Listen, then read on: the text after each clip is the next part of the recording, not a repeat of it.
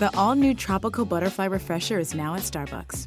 Dive into juicy guava and passion fruit flavors, with mango pineapple popping pearls bursting in every sip. Ice cold, instantly refreshing, and impossible to put down. Made for summer, only at Starbucks. Nothing beats tradition, like weekly game nights at Mom's house. And Tostitos, crafted with masa made the traditional way, starting with whole corn kernels, with flavors worth gathering around, like a hint of lime and Mexican street corn, and no artificial colors, flavors, or preservatives. That's the Tostitos way.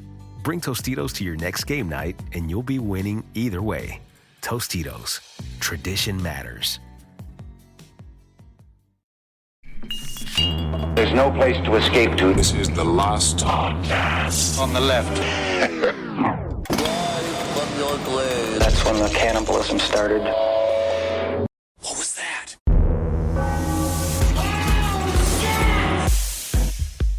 No. That's the way. What is that? The way I've discovered to annoy people in Atlanta. I'm happy you're finding new ways to it. No. Nobody does the shit like I do. That is annoying. Some people travel around the country and they're like, oh man, went to Atlanta, you gotta go to this cheesecake place. And you're like, I went to Atlanta, I annoyed so many people like this. That's No. Well, that's the most horrific thing that's going to happen on today's episode, that's for sure. I will say that last night while we were in the middle of shooting, the Ferguson riots were getting so intense that they shut down I-75. And I was very excited about the idea of walking out of this house onto the street where you could actively hear the Ferguson riots ripping through the city. The city was shutting down. And I am a giant, literal white devil. Uh-huh. Yeah, you're filming your pretty faces going to hell here, right? Yes, I'm in Atlanta, Georgia. Yeah. God, I love it. Yeah, so you could hear Ferguson from Atlanta, Georgia? No, they were having their own riot. Right. We were having a franchise riot. I know they are franchising out these riots. New York had a fairly successful riot as well. Bill Bratton, our police commissioner, got doused with fake blood. And I'm going to say it looked pretty cool. It looked pretty cool. It fit him. It did. Also, which is a lot of fun is with these franchise riots, there are a lot of times they're owned by sort of like an Indian man named like Vahir. You know, he comes out, he's like, "But make sure you come and you clean the floor of the riot. You know, riot is how dare you leave the sesame buns out of the containment chest? Yep. Because it must be in there or else they get hard as the dickens. Oh no, here comes the black man." It's a good day if you're in the riot cleanup business, I suppose. Let's talk about today's subject. Let's get out of the United States. Let's get out of the race riots. Let's go to our to the place where our former queen resides. The UK, the United Kingdom, the horrors that are living Very good. in the UK today. Yes, and we're gonna be covering a crypto. We're going to be covering some hauntings, and we're going to be covering a pair of murders that people have been clamoring for us to cover for a long time. We're going to be covering the Moors murderers, Mira Hindley and Ian Brady. The crypto tiptoed through the tulips. If I ever have a child who has a speech impediment, that's what I'm going to make him say over and over and over. The crypto tiptoed through the tulips. And if you are in the UK right now, what I say you do is doff your cap, remove your velour cape, take off your many layers of acrylic clothing, and also, because I've also heard in Victorian times, people would wear underwear with holes in it so their fucking dick and pussy's gonna hang out. Well, then so they can dump through their clothes because they're wearing so many clothes because all the clothes is what keeps all the fucking rancid British stink in there. Take off all of your layers that hide your shameful bodies. Spark up a rundybot. That's what I think they call joints over there. A rickety Roy. Yep. And enjoy yourself some horrors of the UK. Well, I don't think they have lumpy bodies or whatever you described them as. They're beautiful women in the UK. I'm following people. No, I think the women are beautiful in the UK. They're absolutely gorgeous. I'm so excited. The men, however, are very smart. What does that mean? They're very smart. All right. Very smart. Well, I like that you described my exact underwear situation. I feel very British right now. I have holes where there shouldn't be holes. I'm on day 3 of these boxer shorts. Very good. That's why we're doing the British I episode. have a bunch of glue left on my head because my skin is falling off. Yeah. You're sort of like, what is it, Meryl Streep in Death Becomes Her? I am. I'm becoming that. I'm becoming Isabella Rossellini. Yeah. So this first character we're going to cover is one of my favorite cryptids I've ever read about.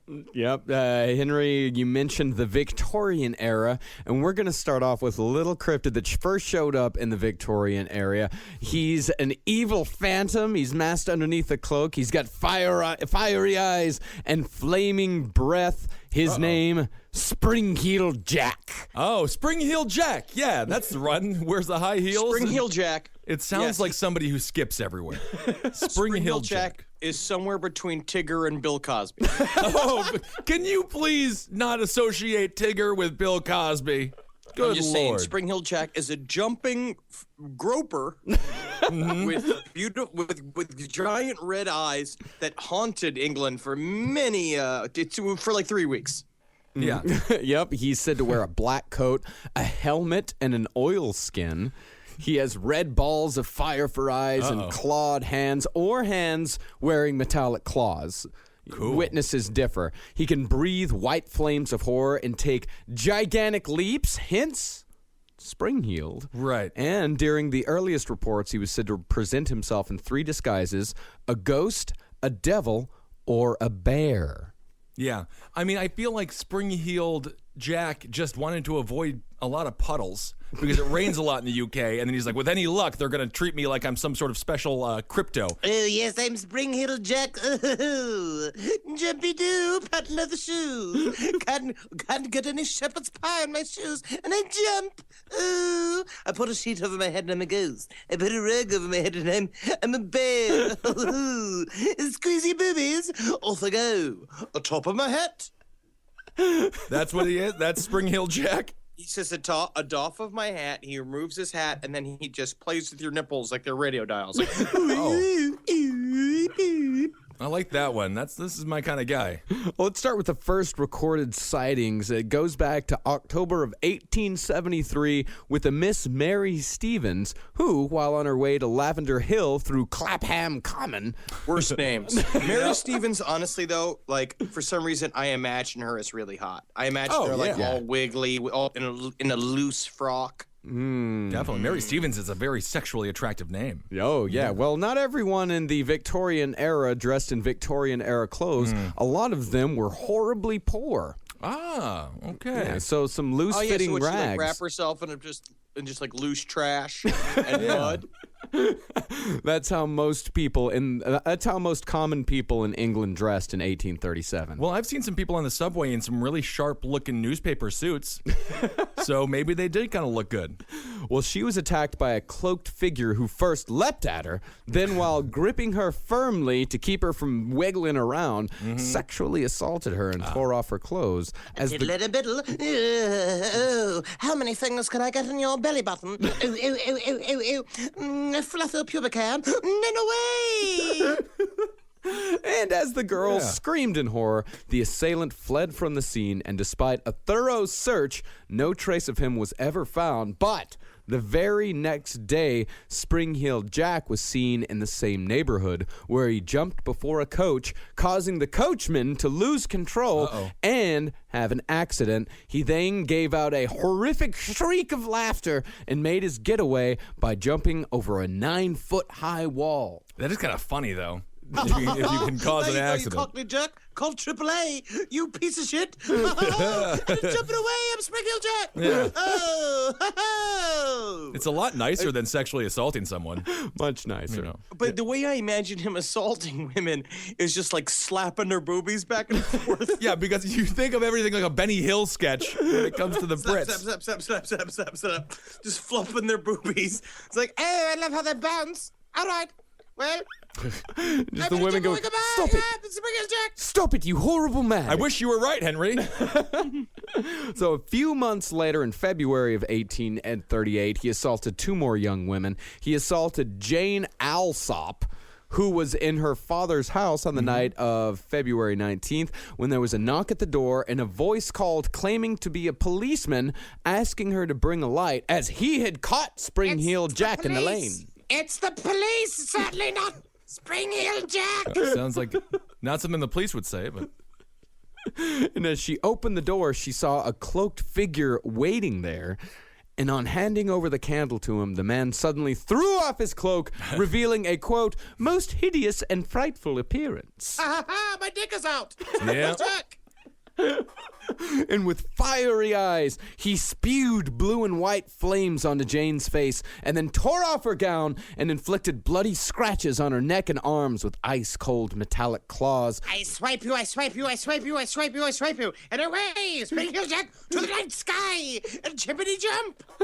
I think he vomited like the worst booze in London all over her probably as well. Ugh, that's the worst part. But Jane's sister appeared, and Jack fled. Next up was Lucy Scales. So how did she get out of this one? She just fought him off? No, her sister appeared, and Jack said, away! Away, Jack. Okay. And a chippity jump. You can only handle one at a time. Yeah. So Lucy Scales, on February 28th, she was 18. She was returning with her sister from their brother's house in Limehouse. And as they were passing the Green Dragon Alley, Lucy came across a man in a large coat who unexpectedly spurted out blue flame onto her face, disabling her sight and triggering violent seizures which lasted for hours. Crazy. And then he sexually assaulted her as well? No, he just spit shit in her face and ran off. What is this guy up to? Lucy Scales did not really fit Spring-Heeled Jack's level of attractiveness. Yeah, I think he's got it all wrong. I mean, he has a cantaloupe in a satchel, and he lifts it up, and if her breasts are not the size of the cantaloupe, then he only burns them with the seizure flames. let him go. And then he jumps into the sky. What is this stuff? Oh, son. In August of 1877, a few years later, actually a few decades later, at the Aldershot Barracks in North Camp Central Road, a sentry came across a strange figure who advanced towards him and slapped him several times across the face. And Spring-Heeled Jack, that's what you get. A slippity slap. Slap, slap, slap, slap, slap. And away you go. And the guard shot at him, but to no avail. And the figure then disappeared with astounding leaps. Hence, the Spring-Heeled Jack connection. Stickety stuck. A Spring-Heeled Jack. Try to catch him. You'll always fail. Jibbity jump. This guy just getting away like that constantly with the jumps. And it can't be the fastest way to move. I just think this is a crackhead. Yeah. After a while, it just sounds like a guy on PCP. Definitely. Spring-Heeled Jack, he disappeared for centuries. He was gone for, or at least reports of him disappeared for centuries, because I'm sure not every encounter with Spring-Heeled Jack was reported to the Bobby. Oh, absolutely not. Yeah, all those underreported Spring-Heeled Jack cases. Man, we could go on and on about those. So then Spring-Heeled Jack just went on to record successful flute albums. Where he just goes like, yeah, Spring-Heeled Jack. Laying on the sweet British flute. And those albums also never made it out. I think they're successful. That sounds great. And if you can jump and play the flute, you got something. That's a real show. Oh, yeah. The dude from Jethro Tull could fucking manage to just stand on one leg. And they beat Metallica out for most rock and roll album of the year. That they did. The problem is that he would keep, they would get him into the studios, and they would set up all the mics, and he'd be sitting there all nice, and they're like, you ready? Are you ready to go, Jack? You ready to go? He's just like, I'm ready to record. it's like, okay, so we're just going to come in there. We're going to do a little adjustments of level. Slippity slap, Spring-Heeled Jack, and away you go. No recording studio can hold me. I'm Spring-Heeled Jack. Sounds like a very similar Charles Manson experience there for that poor record producer. Yeah, I think Charles Manson and Spring-Heeled Jack recorded much the same. So in the 1920s, that's when Spring-Heeled Jack returns. One woman said Jack appeared to her in an alleyway and shot a beam of light from his chest, blinding her. Wow. And a man in the same alley said he sprung away like a bird taking flight. And then another account tells of him attacking policemen, spitting a luminous gas in their faces. Cool. He sounds like a Iron Man or something. It just sounds like, yeah, he's lighting his incredibly alcoholic-ridden fucking burps on fire. Yeah. And he doesn't show up again for another few decades. He shows up in the 1970s, where the inhabitants of Attercliffe in Sheffield complained about a red-eyed figure who punched women. What? I mean, this guy, he's everyone's drunk uncle. He's just a combination of everybody's drunk uncle. And then they made up one story to kind of like, what's Uncle Larry like? He's like Spring Hill Jack. It's just like in England, you had like two types of people. You have Winston Churchills and you have Spring Hill Jacks. That's it. They're either like sexless, old, kind of don't even think about it and just say witticisms and sip on brandy, or they're fucking rapists. But the reason why this was the man who punched women, the reason why there was a Spring Hill Jack connection there is because he was rumored to jump between rooftops and walk down the sides of walls. Cool. And in South Herefordshire, a salesman named Marshall had encountered in 1986. Now, this was the guy who started the original Marshalls, which is also important to remember for the rest of the story. Right. So he's trustworthy. Yes, he's very trustworthy. He encountered a man who took gigantic leaps and slapped him on the road. Jumpity jump, jump, jump, jump. Oh, where are you going? What's your name? My name's Marshall. Oh, Marshall, so lovely to meet you. Tell me, I was wondering, so you work at a shop, right? What do you think of this cloak? Do you like it? I think it's fine. Thank you. Slippity slap, spring your jacket. Away I go. There he goes. Off again. He doesn't really seem to do much other than that, huh? Slippity slap, there I go. That's Spring Hill Jack in a nutshell. Kind of randomly punches people. So in West Surrey, many school-going children reported seeing a man who was all black with red eyes who could run as fast as a car. Cool. Spring Hill Jack just like fucking pounding crack in an alleyway. It's like, So, Spring Hill Jack's feeling kind of low energy. Better get my jumping rock going. Spring Hill Jack's feeling good. He is back. I think, Jumping Rock is my favorite thing. Favorite name for crack cocaine. It's the Jumping Rock. It's kind of fun. Spring Hill Jack has survived until today. In February of 2012, Scott Martin and his family were traveling in a taxi when they saw a dark figure skitter across the street and climb a roadside bank in seconds near Nescott College in Ewell Bypass. That seems like skittering. These are Steve. British people being racist. Yeah. That's a skitter, not a jump. I'm not going to give that to Jack. Well, he skittered across the road. Yeah, but I never heard of Jack skittering so far. And well, we think, okay, Spring Hill Jack, he's over in the UK. We're safe. Us right here? Yeah. Us, Ben Kissel, Henry Zabrowski, myself. We're safe from the man. We don't have to worry about Spring Hill Jack. We don't. Let them deal with it. Yeah, let them deal with it. However, Spring Hill Jack has been sighted in America since 1892. Oh, my. What the fuck? Yes. You know, it's true. If we couldn't stop Osama bin Laden, how the fuck are we supposed to stop Spring Hill Jack? Yeah, think about it. In 1892. Think about it. I'm thinking about it. In 1892, a 7 to 12 foot tall phantom dressed all in white with horns on its head was seen spitting fire in the vicinity of the jail in Raymond Street, right here in Brooklyn, New York. This is 1892? 1892. Well, Cool. that was just the first rave that had ever happened in Brooklyn. Quiet rave with one man at it. I just also was imagining Spring Hill Jack on the plane coming over to do 9/11, coming from LA, and him just literally being like, Oh, so when do I pounce on the pilot? And I do my, I crawl and I sneak in between the chairs. And then I spring into the cockpit and I slippity slap, and away I go. Mr. Jack, we appreciate your hate for America. We appreciate your energy. You're really inspiring all the rest of us. But we are going to have to shoot you in the head, right? Got to. Right, guys? Yeah, I agree. Because you're ruining all the shit.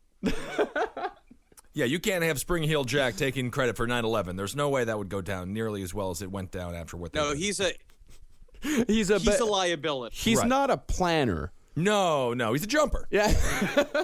Erratic is what they call him.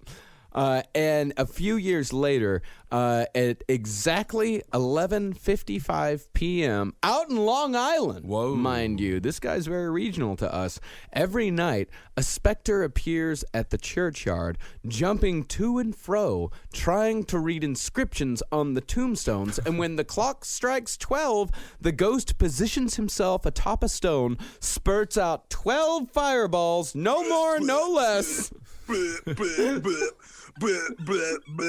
Skippity skip, away I go. What a shitty afterlife this ghost has. 5 minutes of jumping around, not being able to read gravestones because he never got that education. And then he just has to go vomit on top of one 12 times. Too ripped on jumping rock. Then he goes up to like fucking. He's like, excuse me, Gino. So I hear this island is pretty long, Long Island? Haha. I'm also referred to as Strong Island. I see your arms, very big, very strong. I'll take a calzone, please. Yeah, sure, yeah. I won't get you. What's your name? What are you looking for? My name is Jack. All right, hey, buddy, we're gonna pepperoni calzone. He's like, thank you so much for the calzone. A slippery slap, no charge for me. Out of here go. Yep, that's the worst thing about him. Stealing calzones from local Italian eateries. It's not right, Spring Hill Jack. Well, as far as explanations go, there are many different options as far as how to explain Spring Hill Jack. Many skeptics dismiss the phenomenon as just mass hysteria or an exaggeration of the activities of an Irish nobleman named the Marquis of Waterford. They're blaming it on a drunk Irishman? That's the explanation that the officials are giving? He had previously had bad experiences with women and cops. This is my thing.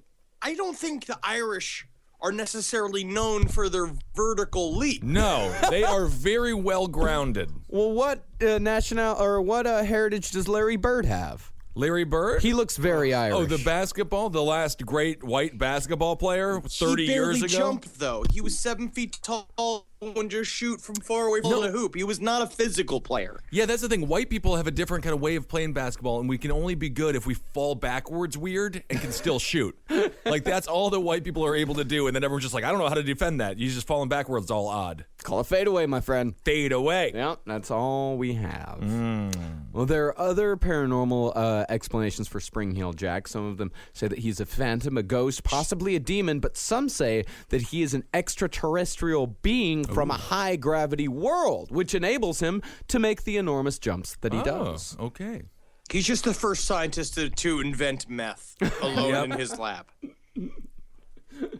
Well, we're done. I miss Spring Hill Jack already. I know. I love Spring Hill Jack. I love the idea of just bouncing around, just bouncing away from a crime scene of slappity slap. jumping here and there and everywhere. Ooh, yeah. He's grabbing boobies and he don't care. Look at it, Spring Hill Jack. That's from the Gummy Bears. Yeah. Was it the Gummy Bears theme song? Yeah. Yes. Let's move to World War I. Oh. Now this is where it's gonna get more serious. Yikes. And we're covering World War I, not because battles took place in World War I, because there weren't really battles on the British mainland in World War I, but 1 million British citizens did die in World War I, and they did have many ghostly experiences on the battlegrounds. Now, to really give you a picture of how terrible World War I was, you didn't even have to be in battle to die. Because this is World War I during the time, like, up until 1965, you could die from getting, like tripping over a horse, like a horse hoof on the street, like a horseshoe out there, and a carriage run over your head. Like things were really intense for a long time. People just died from wearing wool too long. Yeah, that's true. I mean, the rats numbered in the millions in the trenches, and the trench warfare. See, what trench warfare is it's exactly what it sounds like. These different armies would dig these huge miles-long trenches in which there would be miles of barbed wire in between the two enemy trenches, and, of course, snipers on either end. They were infested with millions of rats. They would have two types, the brown rat and the black rat. The brown rat was especially feared because it would gorge himself on human remains by eating their eyes and the liver specifically, and they could grow to the size of a fucking cat. They're classy. Eating that liver. Trenches is just another word for future grave, which I think really ended up happening a lot of times. Yeah, of course. And a lot of guys would die on their very first day because they were, of course, very curious as to what was going on the other side of the trench. Let me just. Right. I am just terribly sick of laying in this trench. Maybe I have a constitutional, a bit of a walk around.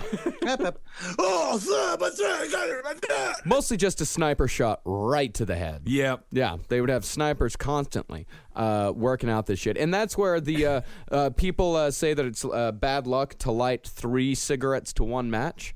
Comes from World War I, where because snipers, the light was there too. The light was there, and snipers would look out for the lights, and if they saw that those 3 flames, boom, all 3 fuckers are dead. That's why you got to be a chewing tobacco guy. So then they would get shot in the arm or the leg or wherever, and then the mice would just come and start burrowing up into their wounds and things. And lice was also a huge problem. Yikes. They caused trench fever, which is a particularly painful disease that began with severe fame. I thought that was a dance hit. Yeah. The trench fever. I remember the trench fever. You just do it all on your tummy. You just wiggle kind of on the ground, face forward the ground. They would be severe fame followed by high fever. Recovery would take up to 12 weeks, and lice wasn't actually identified as the culprit of trench fever until 1918. So as far as they knew, ghosts caused it. They had no idea what was going on with this trench fever. Their main cause for the disease was spring-heel jack. Bouncing in between the trenches. Like, ew, this is gross. There's bugs everywhere. A slippity slap. Trench fever. Spring-heel jack away. Lice, I mean, it's just crazy. They got taken down by something that infests a 6th grade classroom. You rarely think of lice as being life-threatening, but I guess back in the day it was. Huh? That's how the bubonic plague was. It was lice and fleas that spread the bubonic plague throughout Europe, but that's a whole different episode. Yeah. If you want to know more about the bubonic plague, I highly recommend the book The Great Mortality. It's a fantastic history. Go check it out, and it's fucking brutal. Frogs were also a huge problem. Frogs would fill the trenches. Slugs and horned beetles would constantly be filling these trenches. So these trenches were truly, if you had to imagine any time in history where we truly had hell on earth, it was the trenches of World War I, particularly in the Battle of Somme, was truly hell on earth. I tell you, if these soldiers wanted to fight their war comfortably, they would have fought their war from the Holiday Inn Express. They've got comfortable beds, friendly staff. They'll pick up the phone. You could call anytime and be like, I need a hot towel. I need, hey. I will say this like about 20,000 shells. I will say this about most Holiday Inn Expresses that I have been to, covered in lice. So that is a similarity between a Holiday Inn Express and a trench. And you get free breakfast. Continental, my friend. Yeah, I love a continental breakfast. Runny scrambled eggs and hard biscuits. You go to some of these places, if they have their make-your-own waffle bar, that's the type of place that you want to spray mustard gas from. Oh, my God, yeah. Well, you're making your own waffle. I love making my own waffle. Yeah, I love it, too. Well, as far as battlefield hauntings go, the biggest one, as far as the British soldiers were concerned, was the Angel of Mons. The Angel of Mons was thought to have saved retreating French and British soldiers during the Battle of Mons in Belgium. Now, Belgium is one of the big reasons why a lot of these people got into World War I. World War I is a horribly complicated thing, but Belgium, the German soldiers committed horrible atrocities in Belgium. There was something called... I just remember the Balkan powder keg from high school history. Yeah. The Balkan powder. The Black Hand. Yeah, the Black Hand, Franz Ferdinand, all that type of stuff. I mean, you can go into the Ottoman Empire and go to all sorts of treaties and all kinds of shit. But Belgium is where a lot of horrible things happen, including the rape of Belgium, much like the rape of Nanking. The rape of Belgium, this was committed by the Germans. 6,000 Belgian civilians were killed, and nuns were ordered to strip naked under the pretext that they were spies. Well, were they all... was it like Tony Clifton? Wait, was Tony Clifton the only fucking person working in the German army?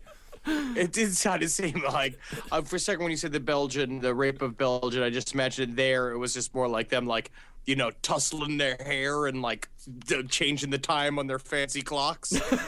I'm also thinking of their waffles. International Continental Breakfast. Another atrocity was that of the crucified soldier, in which Canadian soldiers wounded at Ypres had told how one of their officers had been crucified to a wall by bayonets thrust through his hands and feet before having another bayonet driven through his throat and finally riddled with bullets. All of these atrocities, this really cemented in the British and French people's minds that a Christian God would intervene directly against such an evil enemy as the Hun. For everybody hated the Hun at this point. Yeah. And they blamed Germany for starting the World War, of course. And that goes into the whole reparations thing and lead up to World War II. But we're going to get to that at a different episode when we cover Hitler and the occult. They really took a lot of time killing one guy. Yeah. Get on with it. So, of course, the British had this extreme belief that God was on their side. The Christian God was on their side and would come to save them. So, during the Battle of Mons, these soldiers, they saw these huge visions of ancient archers coming to their aid, angels coming through and chasing the Germans away. But skeptics say that the visions were due to intense stress, fear, and pain. Right. But some a latest and most detailed examination of the Mons story suggests that these men may have been part of a covert attempt by military intelligence to spread morale-boosting propaganda and disinformation. So it could be that they told these soldiers, like, hey, fucker, in Mons, tell him you saw an angel. I think if we actually saw what was going on there would just be a bunch of soldiers kissing frogs and thinking they're women. And you're just like... rubbing beetles all over their body. Their heads turning into turkeys. Yeah. Like in Looney Tunes. Like every cartoon stuck on a desert island. So listeners, anybody in the military, if you want to confirm or deny this, I hear that our military is also starting to do the same sort of morale-boosting propaganda by having soldiers dress up as Spider-Man. Oh, I like that. And fight up in the front. And they think that Spider-Man is fighting with us. And then we saw... and you're not as afraid. Then we saw 15 Kim Kardashian butts going to fight ISIS, and we knew God was on our side. All right, well, the last thing we're going to cover today, as far as our Horrors of the UK episode, is some of the most brutal murders that England ever saw, the Moors murders. Are we going to talk about Princess Diana? No, that wasn't really brutal. No, that was okay. That was just paparazzi killed her. Yeah, You're talking about covert assassinations. Yeah. Because of her bloodline and what their child was going to do. The combination of... Yep. I don't want to call him necessarily Iranian Iguanian. That's what he Iranian was. Iguanian. Or it's possible that Princess Diana refused to participate in occult ceremonies, and because she refused to participate in them, that's why she was killed. All true. All at the same time. Yep. All true. So the Moors murders were carried out by a couple of lovers called Ian Brady and Mira Hindley between July 1963 and October 1965 in and around what is now Manchester in England. The victims were 5 children between the ages of 10 and 17. They were Pauline Reed, John Kilbride, Keith Bennett, Leslie Ann Downey, and Edward Evans, at least 4 of whom who were sexually assaulted. We're going to see a lot more in the UK. There shouldn't be a lot more couple murderers than there are in America. Yeah, it's really strange how that works out, but there are quite a few in the UK. The murders were called the Moors murders because the victims were discovered in graves dug on Saddleworth Moor, and a third grave was discovered on the moor in 1987, more than 20 years after their trial in 1966. But the body of the 4th victim, Keith Bennett, has never been found to this day. So let's get a little bit of background on these 2 idiots. The first guy, Ian Brady, he was born January 2nd, 1938, the bastard son of a Scottish waitress. He was raised by foster parents in Gorbals. Gorbals? Gorbals. Huh. Gorbals. Odd. That's the roughest slum district in Glasgow. Sounds like a gumball company. See, that's a fun version of Gorbals. Right. Gorbals also sounds like, to me, sis the girl in the bottom of your balls. Oh, Gorble? No, come on. My Gorble popped. I gotta get new designer jeans. Yikes. Well, he gained a reputation as a young psychopath who tortured other children and maimed small animals. On one occasion, Ian dug a deep pit in the graveyard, tossed in a cat, and then sealed up the opening with a stone because he wanted to see how long it would take for the animal to die of starvation. Hey, Mommy, come outside. I made a bit of a science experiment. What I've done here is, all right, now follow me, Mommy. I've taken Mr. Mittens, you remember, our favorite cat, right? I fucking buried him down in the ground, and I put a big old stony stone on top of him because I just want to see, if I can make a ghost. I don't like that he swore. I'm just going to say, I don't care what happened to the cat, but no kid of mine should be swearing like that. So when he was a teenager, like many serial killers that we've covered before, he was arrested a number of times for breaking into houses, drunk and disorderly, and theft. He was an alcoholic and a lifelong thief. And he's one of those guys, he's not a dullard like your Gary Ridgway. He had a little bit of cleverness to him. He was what you'd call like a pseudo-intellectual. Okay. A guy that reads a whole bunch of fancy, clever books and then decides that he's smarter than everyone else in the entire world and decides that he's a superiority killer. How long did it take the cat to die? That's what I want to know. How long does it take a cat to starve to death? I don't know. Well, there's a graveyard around here and a shovel. We could fucking figure it out, Ben. The last podcast on the left science experiment? The thing about science experiments is they need to be repeated in order to confirm the results. Right. So Ian, he began a period of worship for Hitler and other high-ranking Nazi officials. His library included The History of Torture Through the Ages, Sex Crimes and Sex Criminals, The Life and Ideas of Marquis de Sade, The Nuremberg Diary, a biography on Heinrich Himmler, The Kiss of the Whip, and Sexual Anomalies and Perversions. That sounds like my library. Or mine, either one. Kiss of the lips. I have so many. I definitely have The Life and Ideas of Marquis de Sade. Oh, yeah. You have History of Torture Through the Ages, of something like that. Oh, yeah, man. I've got one called Execution. I think it's like 64 ways to put a man to death. And various other, tomes and volumes that... maybe just want to see cover. somebody who is going around door to door like Iron Maiden salesman and be like, and there's more ways. Number 62. Stand them on their head. So Mira Hindley, she was a bit of a dullard, as we say. Loved animals, children, and brightly colored lipstick. Those are the signs of someone who is dull. My question is did she like wearing the lipstick or did she like eating the lipstick? I think she liked putting the lipstick on cats, preferably dead ones. So that's where the relationship really blossomed. Hey, look, it's a lady. I know it's got a penis, but it's got lipstick on it. Makes it a lady. God, I love you, baby.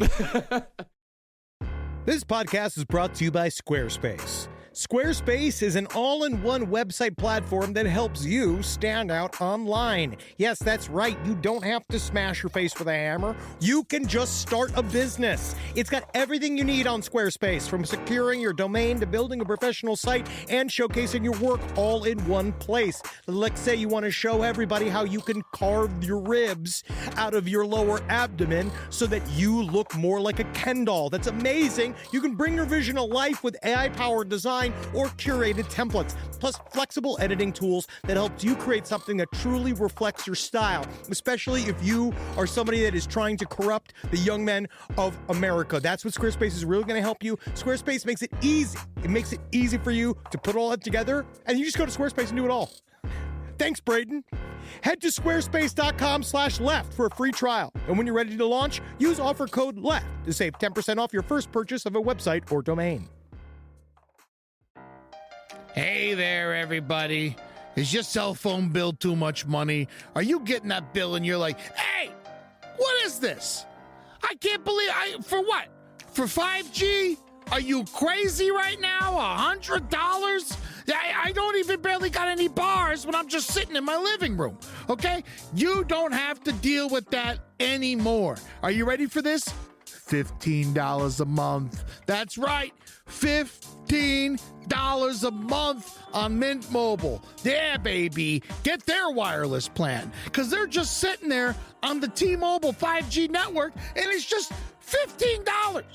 Your whole life, you're just paying all this money every month. You're like, why? Where's it going? It's going to these phone companies that are robbing you.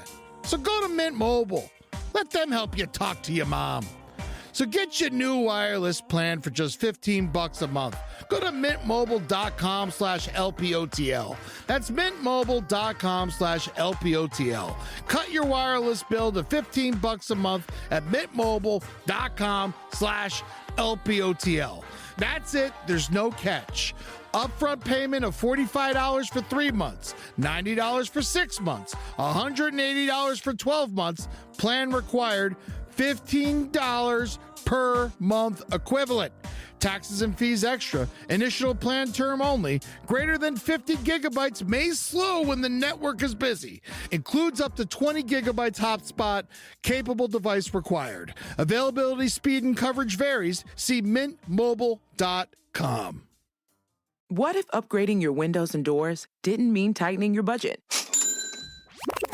Scratch that. What if it meant spending nothing today? For a limited time, Renewal by Andersen is offering no money down, no monthly payments, and no interest for 18 months on a minimum of 6. That means beautiful, energy-efficient windows and doors while the payments wait. Visit renewalbyandersenhome.com today and see how easy it is to buy now and pay later. So Henley's father, he fought in North Africa and Cyprus and Italy during the Second World War. He served in the parachute regiment, and he had a reputation for being a hard man. And he expected his daughter to be equally tough, of course. He taught her how to fight, and she insisted that she always stick up for herself, and if she didn't fight back in any physical altercation, he would beat her with a strip of leather. So she was a bit of a tough gal. 17. You know what? Honestly, this is what we're talking about when we talk about equality. Mm-hmm. You know, teaching her to stand up for herself. There'd be a lot less catcallers if everyone was a Myra Henley. Yeah, if everyone was a violent psychopath, catcalling would go away immediately. I'm not sure about the theory, but it is definitely technically a theory. Yep. At 17, she took judo lessons once a week at a local school, but partners didn't ever want to fight her or train with her because she was often slow to release her grip. And she also wanted to quit when she found out it wasn't spelled Jewdo. Oh, yeah. Well, I thought I was going to be wrestling Jews. She became fascinated with Brett. Well, at 18, she fell in love with the dark and brooding Brady, who she met while Brady was working as a stock clerk at a chemical company where they both were employed called Millwards in West Gorton. Ugh. It just smells like farty pants. That's how I met the whole place. It just smells like pants that you've been traveling in for 9 hours and you're farting in because you fucking ate a Philly cheesesteak for breakfast and you're hungover. I'll never forget when I saw him be stocking shelves in the chemical plant in Gorewood. No, West Gorton. Gorton. If any of our UK listeners out there have been to or live in West Gorton, go to the Facebook page. Let us know what West Gorton is all about. Yeah, what does it smell like? Tell us like? what the beaches are like. Yeah. Where are the hip boutiques? Do they have any vegan restaurants? So Mira, she became fascinated with Brady, who read Mein Kampf on his lunch break and wore black shirts every day. I used to work with this guy at the Strand. You know, like, I know this guy. Yeah. He just sits around, like, holding Mein Kampf up, like, looking around, just being like, I understand that he had a hard time in jail, and he wrote a book. But, of course, she thought that he was very clever because he read it in the original German. So their first date was to the cinema to see The Trial at Nuremberg. See, this is such a romantic story. Like, this is crazy. You never meet somebody that actually likes all your really fucked up stuff. Yeah. It's really hard. He seduced her on the way home to her grandmother's house, taking her virginity on the first date. Yeah, nothing gets a girl wetter than watching the trials of Nuremberg. Their dates together followed, the similar pattern. I mean, your grandfather met your grandmother at the trial at Nuremberg, right? Oh, excuse me, are you talking to me, Henry, or are you talking to Marcus? No, it's you, me? man, yeah. Yeah, they met. They just immediately got married, and rice was thrown at him as he exited the courtroom. A free man. So that would pretty much be their dates. They go to the movies, usually to watch porno film, and then they go back to Henley's house to drink German wine. It sounds pretty great, minus the fucking mass murder. Well, I mean, they were both Nazis. Ah, yeah, right. So Nazi about each other. So Miris really started to get into the Nazi stuff. She started to idolize a woman named Irma Gressa, who she was a concentration camp guard that the British Army nicknamed alternately the female beast of Belsen and the hyena of Auschwitz, because she would alternate between those two camps. I want to make a real quick detour to this woman. Her favorite Irma Gressa, her favorite activities including shooting prisoners in cold blood, feeding them to her half-starved dogs, personally choosing people for the gas chambers, and stomping women to death with her big black boots. And incidentally, also she loved window shopping, and she loved Downton Abbey. Oh, that's a great show, yeah. And just like Ian and Mira, she had a relationship with another Nazi psychopath. She was a lover of Joseph Mengele. You have to be so. How evil do you have to be? Because it's like when you're a comedian or someone's like, you want to date somebody as funny as you. You want to date someone as successful as you, or someone who's like equal to you. Joseph Mengele is just like, I will only date. And it's so hard for me to get set up with anybody because she's got to be a real fucking evil bitch. You know what I'm saying? Oh yeah. Like, I mean, fucking straight, fucking the evilest bitch that there has ever been. And you brought me when you brought me Gretel, and I told her, hey, Gretel, how about if we go on a date and we strangle a dog together? And then she said no, and then I had to fucking kill her. All right, that's not how I need a date. I need an equal. Let's ask you, have you met Irma? Oh, I heard she's a straight fucking devil. Well, let's see if you two hit it off. It was before Tinder, It's difficult to find love. I hear she's going to be at the ovens this evening. Oof. It's so great because I got great box seats at the ovens. I'm sitting next to. Have you met Ivan Kissel as well? He is a hilarious dude. He is always making crazy fucking comments about how they wiggle when a gas comes into the room. Yeah. Yeah, you never know what the jokes were, but they had to be pretty dark, I'm sure.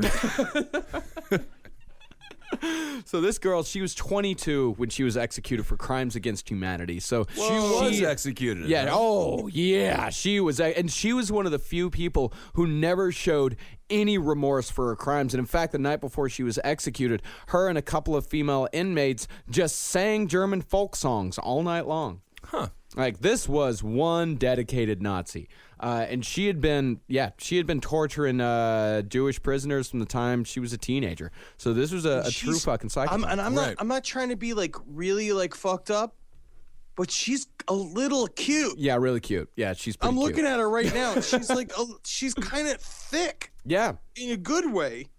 Yeah, man. Yeah, she's pretty cute. Usually Mel Gibson was drunk and pulled over when he was saying statements like that, Henry.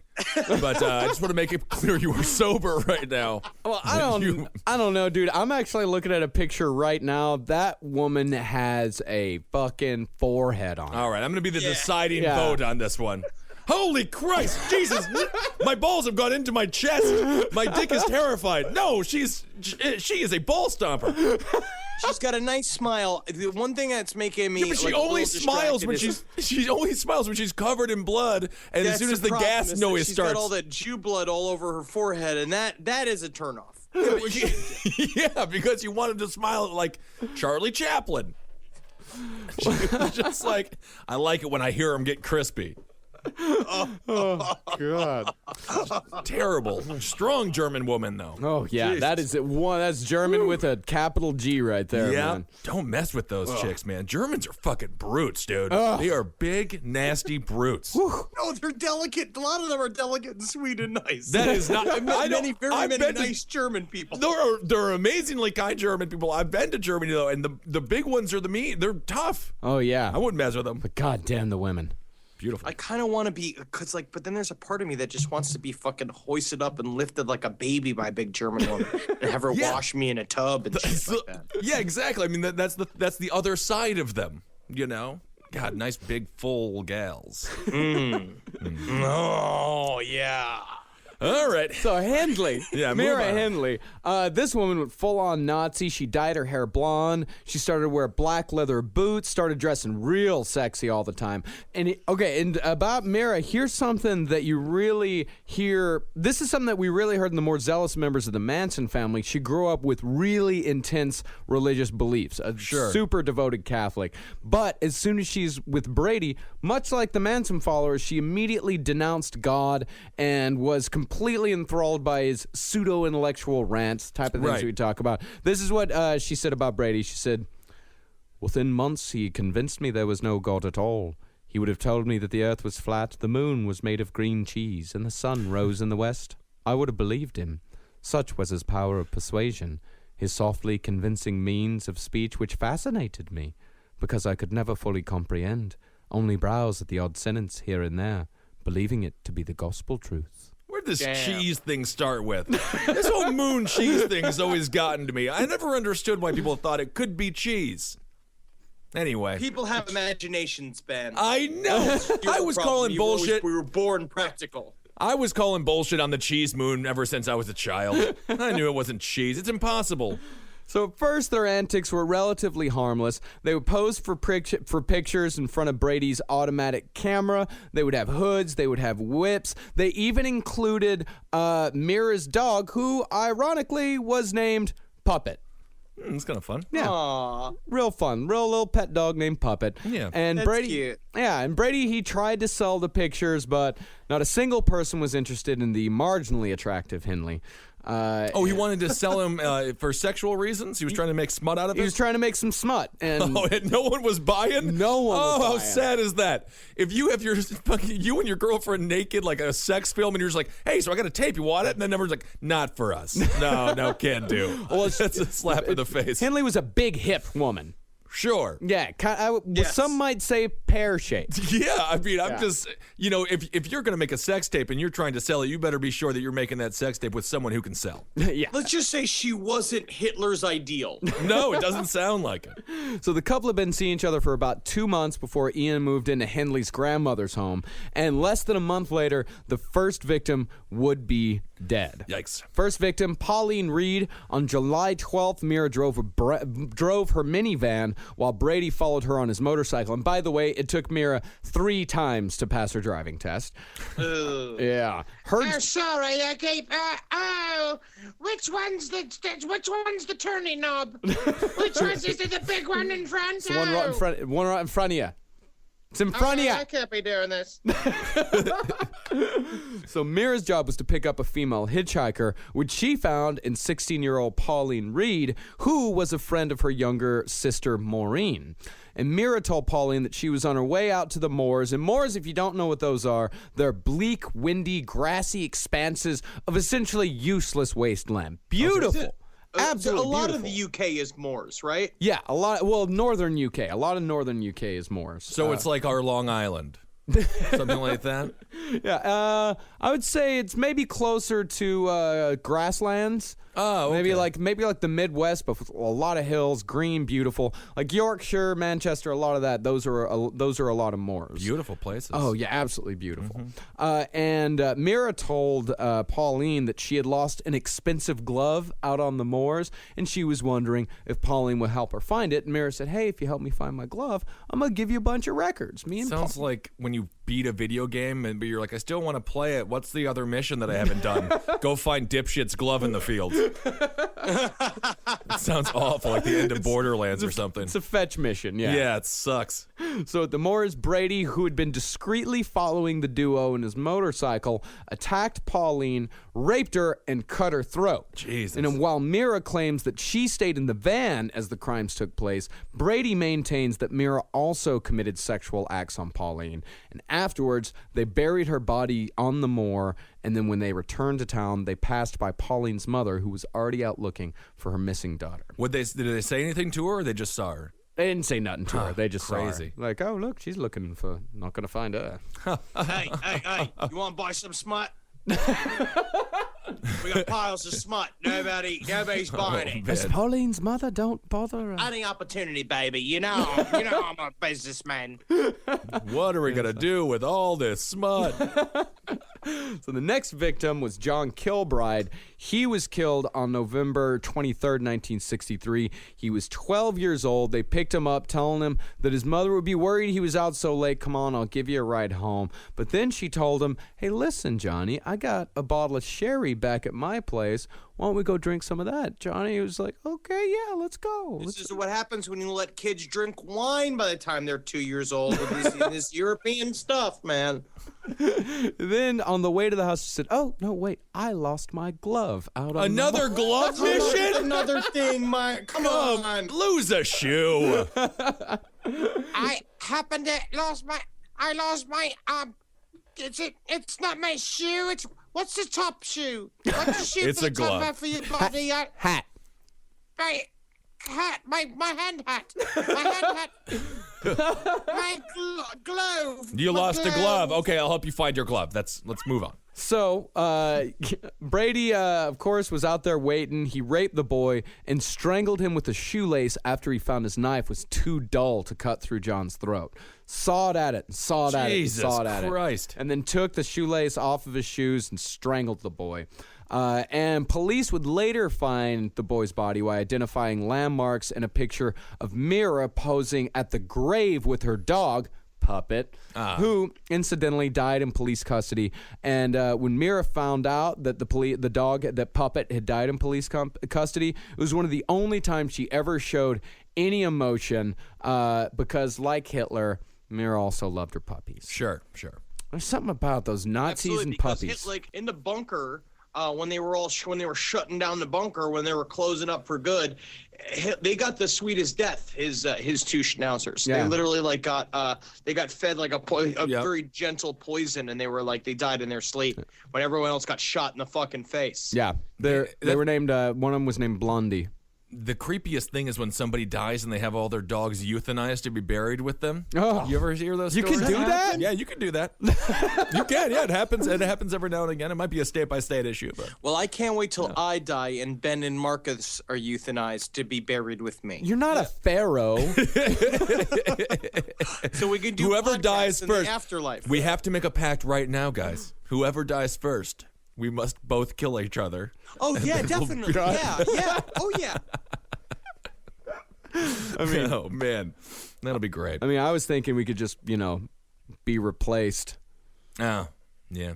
Have a nice funeral for the person that's died. Remember their life and stuff? Yeah, I don't know. And then get a new co-host and the show goes on. Well, what's the point of living, If one of us dies, what's the point of going on? So next on the kill list is another 12-year-old boy, Keith Bennett. Hindley lured him into his minivan, which Brady was already sitting in the back of, by asking the boy's help and loading up some boxes, after which she would drive him home because the old Buffalo Bill. Yeah. And she drove to a lay-by on Saddleworth Moor, where she and Brady had previously arranged. Brady went off with Bennett, supposedly looking for a lost glove. I hate this glove thing. It's my glove.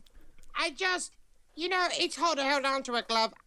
I'm lucky I got my shoes on. How often I lose my glove. It's insane. So Hindley kept watch, and after about 30 minutes, Brady came back alone and carrying a shovel that he had left there earlier in preparation for the murder.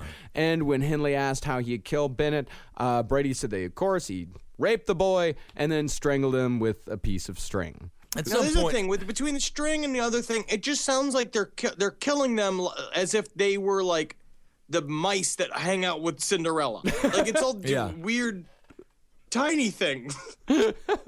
Those shoelaces and strings. and they're still having sex with each other this whole time. He's banging all these young boys and whatnot. I mean, it's a lot. God, they're having just brutal sex the entire time. And this kid was actually the only body to never be found. Years and years later, in the 80s, after these people were already caught, Henley made the first of 2 visits to try to find the boy's body. 4 police cars took this woman out at 4:30 a.m. Police closed all the roads on the moor. It was patrolled by 200 officers, and 40 of them were armed. And Henley came in with her lawyer by helicopter and touched down at 8:30, Anne Henley wearing a donkey jacket and a balaclava. Damn, she's like Kanye. But, the bright side of that story is they did find a glove. So that was really something special. She was looking for that glove all this There's time. my goddamn glove. It was never alive. If they could have just found the glove in the first place, no one would have had to die. So frustrated they can't find these fucking gloves. And then you're hard because you're frustrated, and then you're Sure. raping. Next thing you know, you're raping. Next thing you know, you're killing. Yeah. No one's got shoelaces anymore. Real slippery slope. Yeah. So she went out there, and of course, but after searching for hours and hours, they found absolutely nothing. And the press criticized the fuck out of them. They said that it was a fiasco, a publicity stunt, and a mindless waste of money. And the official search for the body wouldn't end until 2009. And never been found still. Never been found. They never found the body. Good God. So a year and a half later, on December 26, 1965, on Boxing Day, no less, the deadly pair kidnapped 10-year-old Leslie Ann Downey from a nearby fairgrounds. They found her just standing unattended by one of the rides. They walked up to her. They deliberately dropped some of the shopping that they were carrying. They said, "Hey, listen, little girl, we can't carry all of this. Could you help us take this to the van?" And of course... Oh, little girl, I'm sorry. We have far too many boxes of gloves. Can you possibly help me take them to the car? One can't possibly have enough gloves.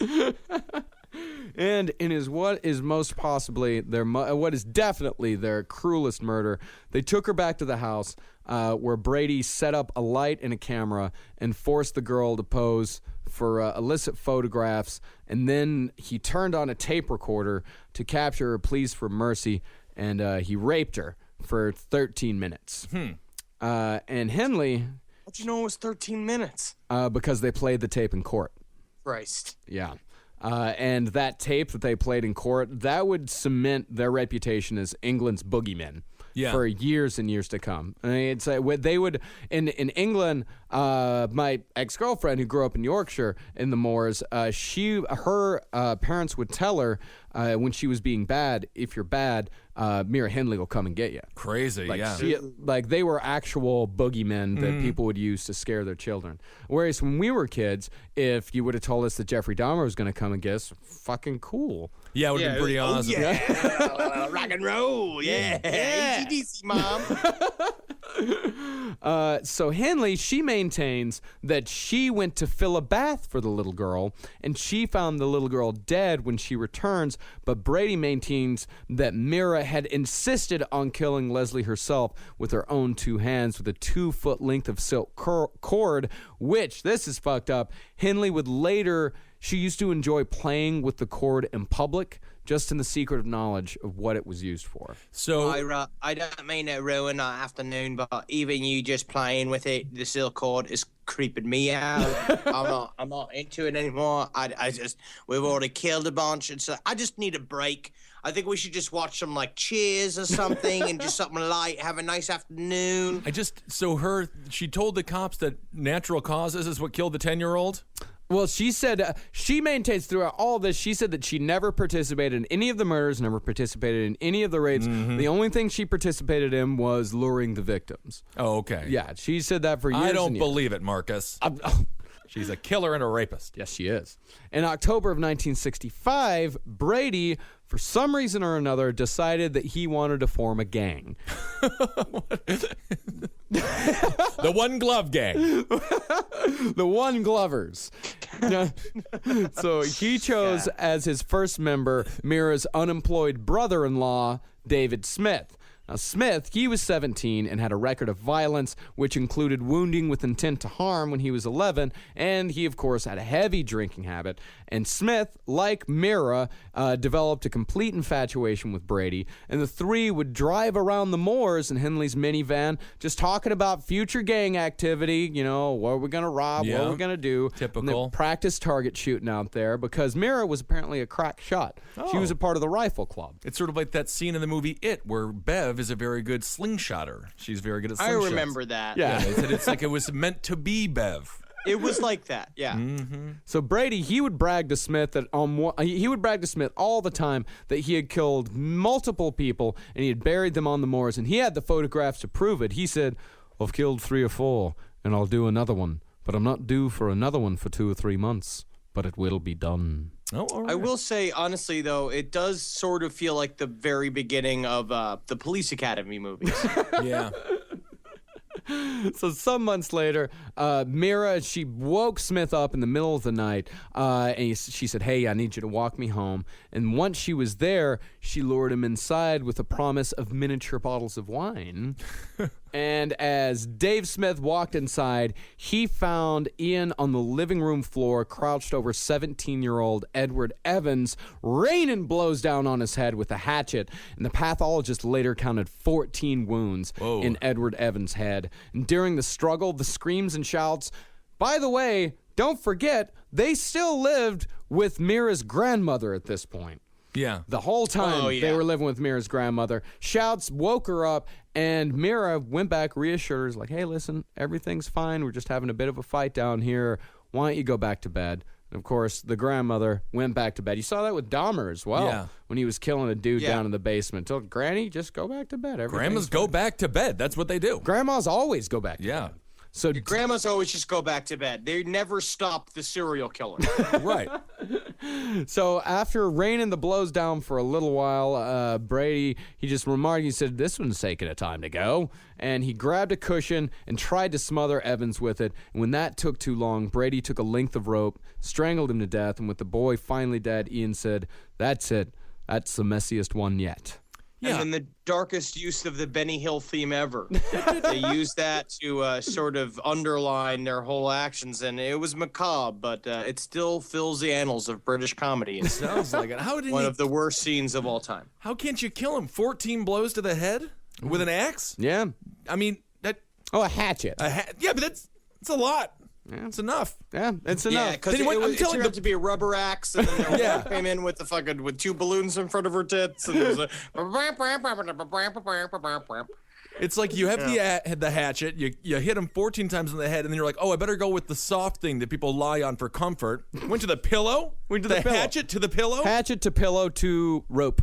No sense whatsoever. So after he finished killing him, after he finished killing him, Brady handed Smith the hatchet, just saying, like, "Feel the weight of it," which, of course, ensured Smith's fingerprints would cover the axe handle, making him implicit in the crime.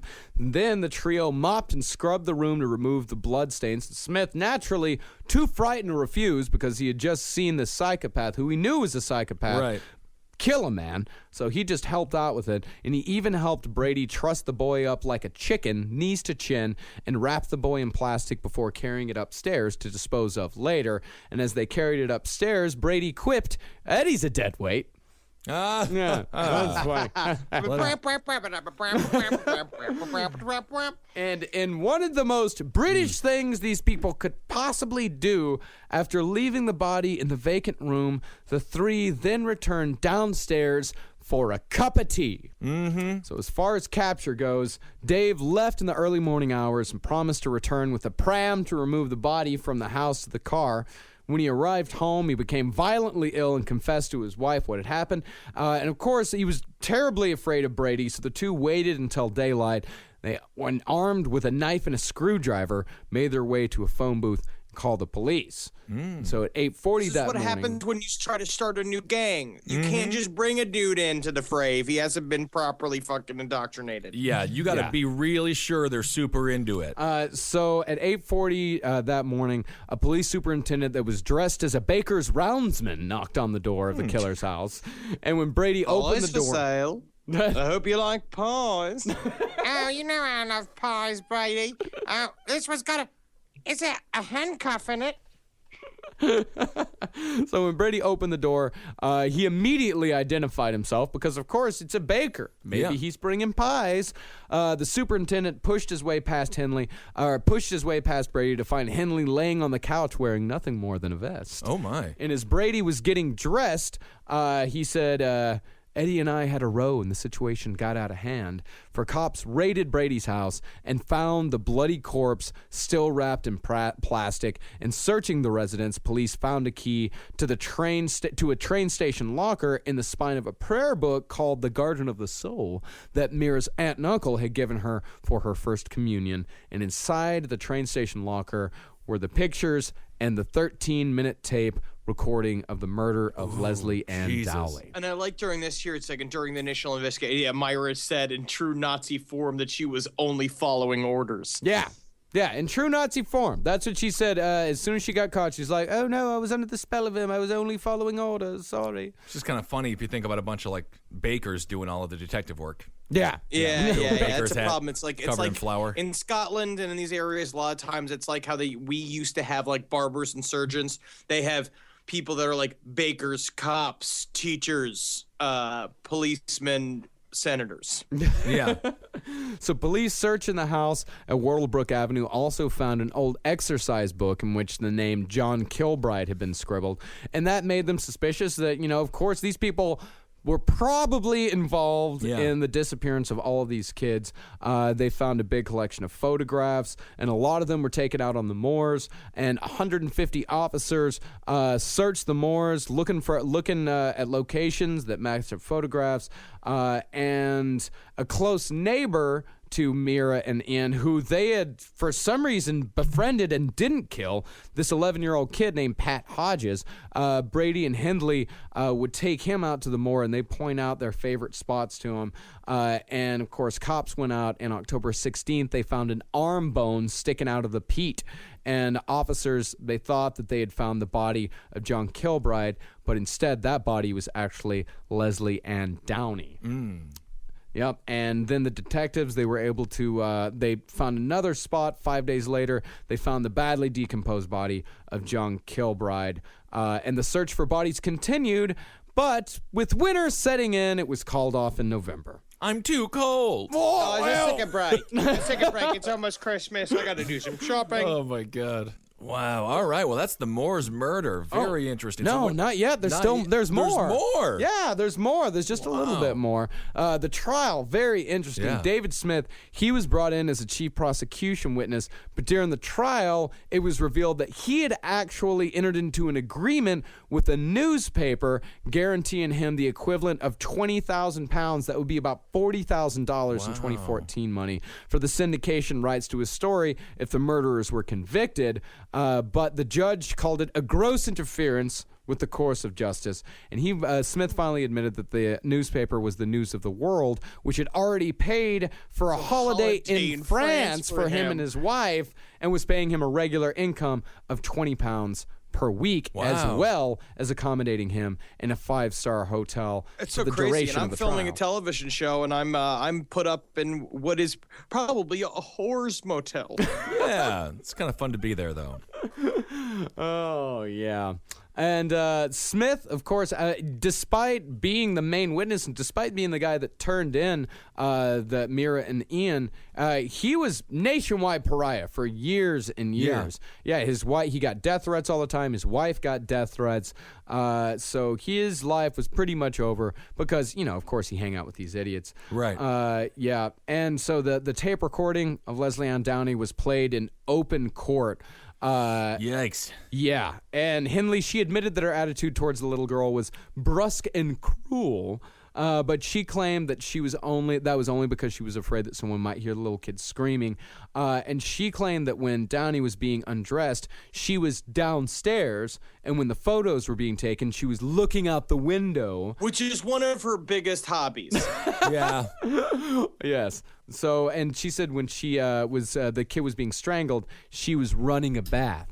And on May 6th, after deliberating for just a little over 2 hours, they found Brady guilty of the murders and found Henley guilty of the murders of Downey and Evans. And kind of like Manson, as the death penalty for murder had been abolished while the two were being held. These people, of course, got life imprisonment. Henley died in prison in 2002 from heart failure, while Brady is still alive and kicking, and wrote and released a book in 2001 called The Gates of Janus, Serial Killing and Its Analysis. Wow, still alive today, huh? It's not badly written. I've read some of it. Crazy. Yeah. I mean, it's a lot of it's a lot of speculation, and he's not the worst writer in the world. God, but, that's great. People in Britain were pissed off. It's insane. I mean, it was released by a U.S. company, and Is still he able to profit from it, or? I doubt it. Yeah. But Well, it's like the How I Did It book. yeah, exactly. They're probably better written. Yeah, Because British people are natural storytellers. Yeah, and still to this day, this is an extremely sensitive subject. Yeah. At least way up into the 90s. In 1997, there was an art exhibition in which someone had done a painting of Mira Henley's mugshot, and there were protests. Oh, There was- really? People Well, came out that against mugshot's it. very famous. Yeah. Her picture that, like, because you've seen it on the number of, she's a pretty infamous character in the world of serial killers. And honestly, in terms of female serial killers, does them right. Yeah. Yeah, she is a full-on She's psychopath. a trickster. Yeah, she's truly a trickster. And to the day she died, never confessed to a single thing. Well, she's got nothing on Eileen. That's what I always say. No, she does not. No one got shit on Eileen. That's right. Yeah. And we did all of this today in celebration of what is not the official announcement, Not but official.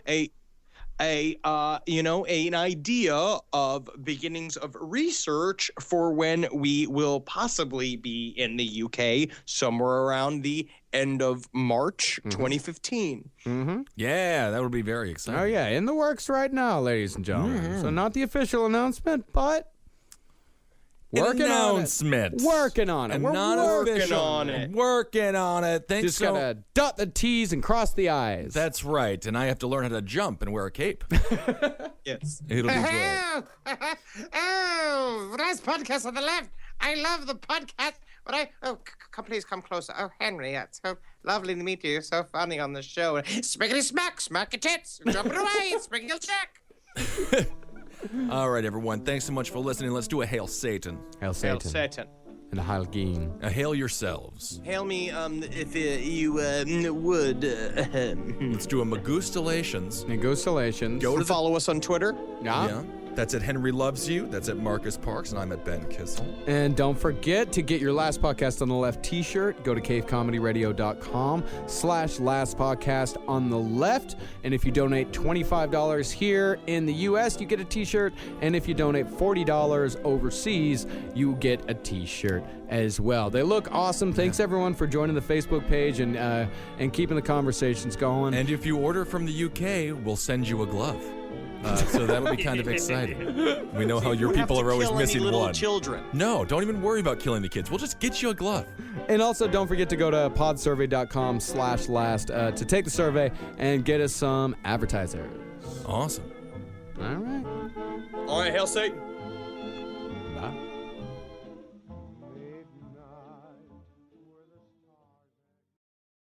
Adventures don't always go as planned. One minute you're cruising in your RV, the next, your tire hits a massive pothole. Progressive is ready for you when the unexpected hits, with excellent claim service for your boat, RV, and motorcycle. Plus, optional coverage like roadside assistance and on-the-water towing. Visit Progressive.com and make sure your next adventure is unforgettable, for the right reasons. Progressive Casualty Insurance Company and Affiliates. Not available in all states or situations. Coverage is subject to policy terms and limits.